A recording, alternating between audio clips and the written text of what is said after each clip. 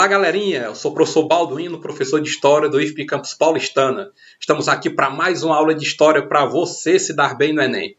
E nosso tema de hoje é a Revolução Industrial.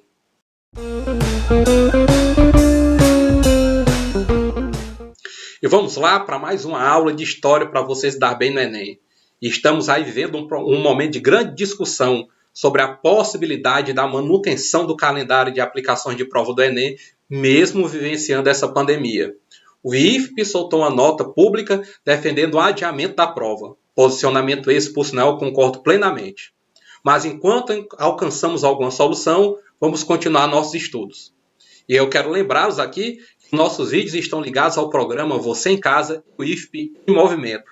E para que não percamos os nossos vínculos institucionais, pega aqui, a gente lá no Instagram, tem aqui o meu Instagram, do IFP Campus Paulistana, que é o campus no qual eu estou vinculado.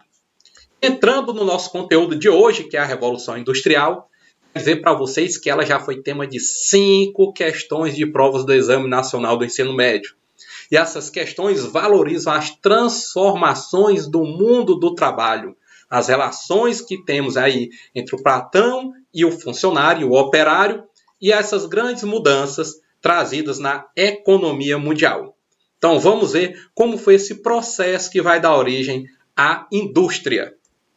Quero que você observe aqui esse nosso quadro, onde nós temos o trabalho artesanal, a manufatura e a indústria, que vai ser a maquinofatura. Então vamos ver como foi a mudança no modelo de produção.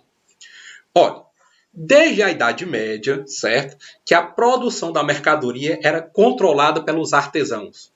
E isso adentrou no período do capitalismo mercantil. O capitalismo mercantil era o capitalismo baseado na compra e na venda de mercadorias a partir da exploração de áreas coloniais, principalmente na América. Mas quem produzia a mercadoria, principalmente na Europa, eram os artesãos. E esse artesão, certo, aqui no trabalho artesanal, era um trabalhador extremamente especializado. Até porque, para ser artesão, ele iniciava o seu processo de aprendizagem da sua profissão muito cedo, ainda criança muitas vezes, quando a família entregava um jovem a um mestre artesão na condição de aprendiz, para que ele aprendesse o processo produtivo de fazer um calçado, um tecido, um móvel, seja lá o que for. Então esse mestre artesão, ele tem um conhecimento completo de todo o processo produtivo de uma mercadoria. E ainda tem um detalhe, a produção de uma mercadoria era controlada pelas corporações de ofício, que autorizavam ou não o artesão a realizar essa produção, determinavam o preço de venda de uma mercadoria, onde ela poderia ser comercializada e quem poderia fazer esse trabalho. Resultado, não era todo mundo que podia produzir. Esse artesão, além de conhecer todo o processo, ele sabe a técnica da produção. Ele tem a sua força de trabalho física e intelectual. É o dono do tempo da produção. O artesão determina quando inicia e quando termina o ciclo produtivo. Inclusive, muitas vezes, regido pela própria natureza, pela estação do ano, se faz chuva ou se faz sol. Então, havia uma diferença, uma variação do tempo produtivo. Esse artesão também é dono da matéria-prima e do produto. Então, ele é dono daquilo que ele vai usar para produzir uma mercadoria e é dono do produto final. E como dono do produto final, o lucro pertence ao artesão. Porém, nós vamos ter uma mudança, que é a saída do trabalho artesanal para a manufatura. Como é que isso se deu? A burguesia, observando esse processo produtivo e fazendo uma leitura dos seus lucros, começou a observar que poderia ganhar muito mais dinheiro se, ao invés dela simplesmente comprar e vender essa mercadoria, ela passasse a produzir a mercadoria também. E aí, para isso, ela vai montar oficinas e vai trazer artesãos para trabalhar nessa oficina, dividindo o processo produtivo, utilizando o trabalho manual, por isso o termo manufatura. E aí agora, como o trabalho é dividido em uma espécie de linha de produção, não vamos chamar de linha perfeita, porque isso aí vem com Fordismo, mas ela é dividida, é fracionado o trabalho, o artesão não precisa mais ter o conhecimento completo do processo produtivo. Ele precisa conhecer somente partes do processo. Então ele perde o conhecimento completo. Ele só vai possuir parte do conhecimento e a sua força de trabalho. O tempo passa a ser movido agora pela burguesia. Ela diz quando começa e quando termina um ciclo de trabalho. A matéria-prima e o produto, a matéria-prima é fornecida pela burguesia, o artesão faz o produto e esse produto pertence ao burguês, que logo também é dono do lucro. E aí o golpe final do trabalhador vem quando nós saímos da manufatura para a maquinofatura, que é o trabalho industrial, uso das máquinas. Agora o trabalhador nem precisa mais conhecer o processo, porque quem vai realizar o trabalho é a máquina. O trabalhador tem como função apertar botões e puxar alavancas. E para isso ele precisa de força de trabalho. Então, nesse processo, o trabalhador, que agora nós vamos chamar de operário, só possui uma única coisa: sua força de trabalho. Porque o tempo passa a ser movido pelos apitos da fábrica. A matéria-prima e o produto pertencem ao dono da fábrica, o burguês. E o lucro por completo também é do burguês, sobrando ao trabalhador somente força de trabalho. E este processo foi muito forte desenvolvido na Inglaterra, que foi o primeiro país a realizar a Revolução Industrial. Então vamos acompanhar agora por que a Inglaterra foi o primeiro país a fazer a Revolução Industrial. Por quê? Ora, a Inglaterra foi o primeiro país a fazer a Revolução Industrial por N motivos. Então vamos acompanhar aqui, ó. Muitos motivos, muitos. Primeiro, acúmulo primário de capitais. Cara, o que é isso? Acumular dinheiro. A Inglaterra vinha acumulando capital desde o capitalismo mercantil. O que foi que a Inglaterra fez? Ela abasteceu seus cofres pelo princípio mercantilista do metalismo. Dentro do mercantilismo, acreditava-se que a nação mais rica era aquela que tinha mais metais preciosos guardados. E para guardar, a Inglaterra até mesmo saqueou outros países, porque ela emitia as cartas de corso, que eram autorizações para alguns navegantes realizarem pirataria sob proteção da Inglaterra. E um dos países que sofreu muito com isso foi a Espanha, que teve muito de seus navios atacados, devido à grande quantidade de ouro que a Espanha trouxe da América para a Europa. Então, a Inglaterra acumulou esse capital porque ela conseguiu se transformar num país com a soberania naval. A Inglaterra foi tirando um a um os seus países concorrentes do jogo ou fazendo acordos comerciais com eles. Então vamos ver aqui um mapa e vamos acompanhar como foi que a Inglaterra foi tirando um a um seus concorrentes do jogo comercial pelos oceanos. Primeiramente aqui a Espanha. A Espanha teve a invencível armada derrotada. A temida Marinha de Guerra Espanhola foi enviada para atacar a Inglaterra, porque os espanhóis estavam cansados de terem seus navios saqueados pelos ingleses, mas a invencível armada foi derrotada. Isso no século XVI. No século XVII, durante as revoluções inglesas, os ingleses criaram os atos de navegação. E esses atos de navegação vai dizer o seguinte: para fazer comércio com a Inglaterra, tem que ser navio inglês ou de maioria da tripulação inglesa. E esses atos de navegação vão prejudicar a Holanda. Já no século XVIII, quem a Inglaterra vai tirar vantagem é sobre Portugal. Portugal assina acordos comerciais com a Inglaterra, liberando o comércio da Inglaterra com as colônias portuguesas.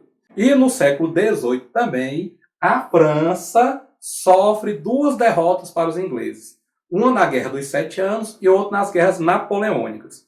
Com isso, a Inglaterra não tem mais concorrentes comerciais para com ela. Aí você pode perguntar assim, a Alemanha? Olha, vocês estão vendo esse territóriozinho aqui, ó, todo quebradinho? Isso aqui é o território que vai ser a Alemanha. A Alemanha ainda não existe. A Alemanha vai nascer no século XIX. Aí sim, na segunda metade do século XIX, quando a Alemanha nascer, a Inglaterra vai ter um concorrente. Mas até então, não. Então a Inglaterra ganha tanta força naval, tirando seus concorrentes e fazendo acordos comerciais. É assim que a Inglaterra garante a sua soberania naval. Então vocês viram aqui que os países que podiam concorrer com os ingleses estão fora do jogo. A Inglaterra vai mandar nos mares.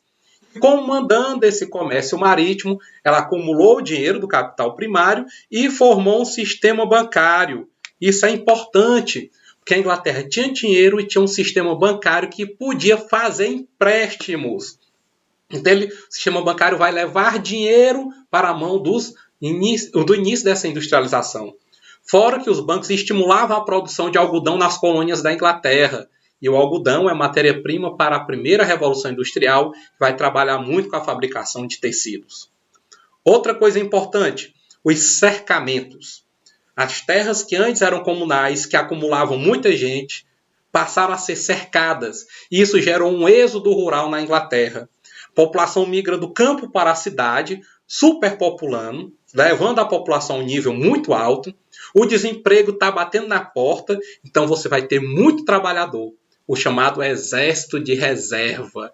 E quando você tem muito trabalhador e pouco emprego, o que acontece com o salário? Ele cai.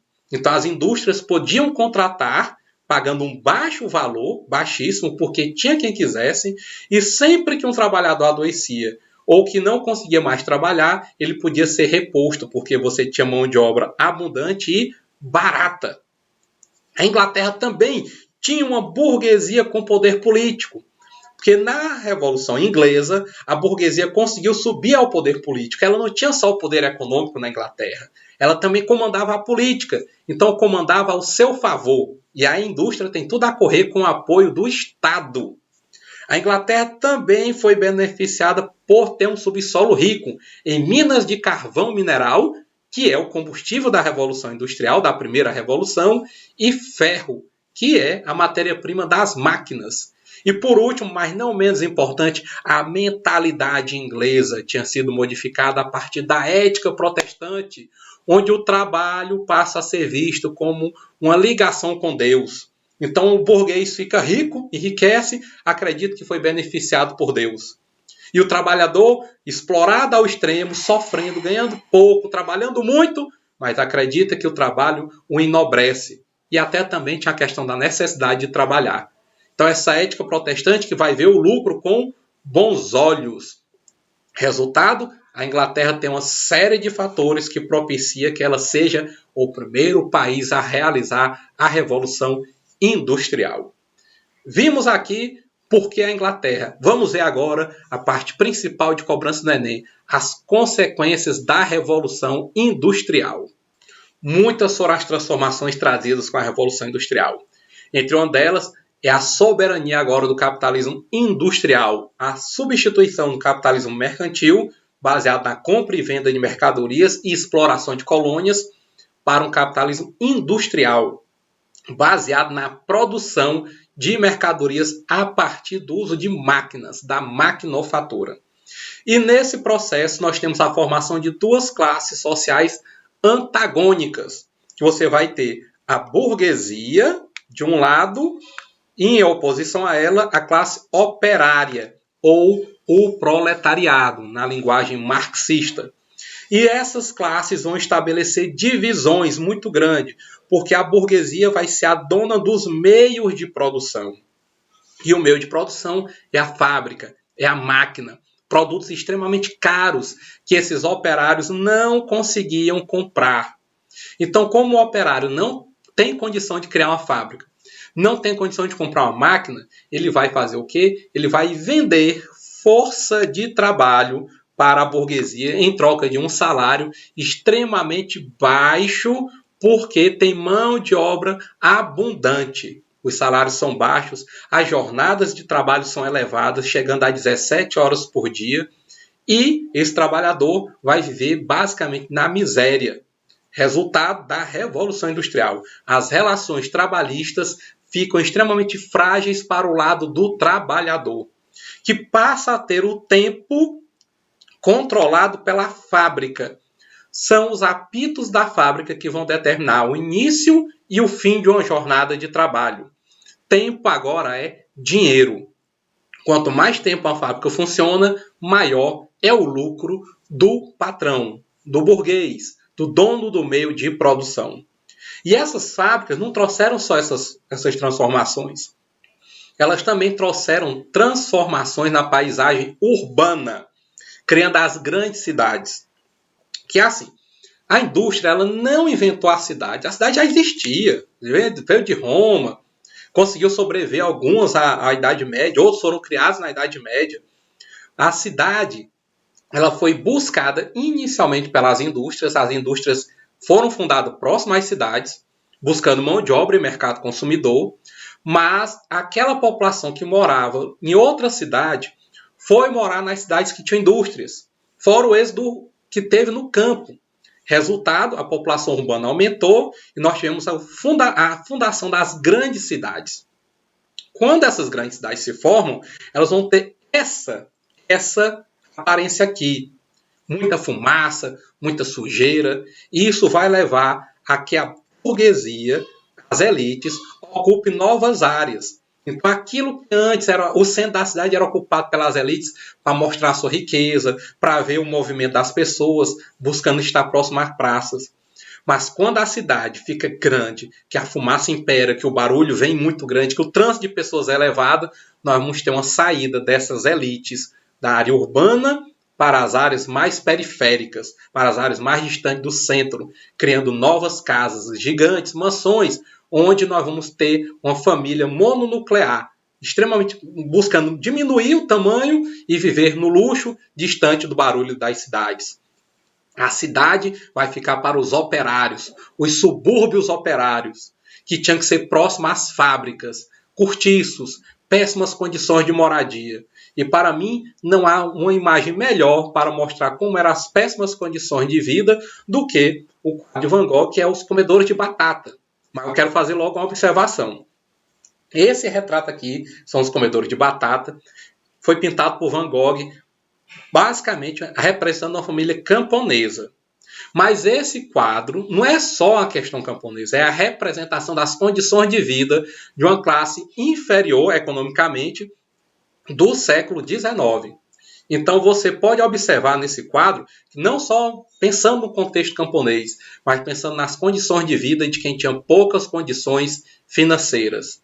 E eu quero que você observe a pouca iluminação, a tristeza que nós podemos ver, a melancolia nos olhos das pessoas, um único ponto de luz porque a pobreza imperava e um alimento restrito, porque as condições trabalhistas vão chegar ao mais alto grau de exploração. Como eu já disse, 17 horas de trabalho diário, baixos salários, famílias numerosas para que as crianças começassem a trabalhar cedo na fábrica. As condições de vida eram extremamente insalubres. A fábrica não representava segurança. Por sinal, muitas foram as crianças que morreram trabalhando nas fábricas. Mas, contudo, porém, entretanto, as leis trabalhistas não existiam. E é nessas condições de exploração constante da mão de obra, da insegurança, da incerteza de trabalho, que vão gerar revoltas, que vão dar origem aos sindicatos e às teorias sociais do século XIX. Mas isso já é um conteúdo de uma próxima aula. Então chegamos ao término aqui do que é a Revolução Industrial e convido vocês a não esquecer de se inscrever no canal, nem deixar de curtir esse vídeo, para que você possa estar sempre atento aos novos materiais. Segue a gente lá no Instagram, onde estamos colocando mapas mentais sobre os conteúdos da aula da semana. E no mais, até a próxima aula e um bom Enem a todos!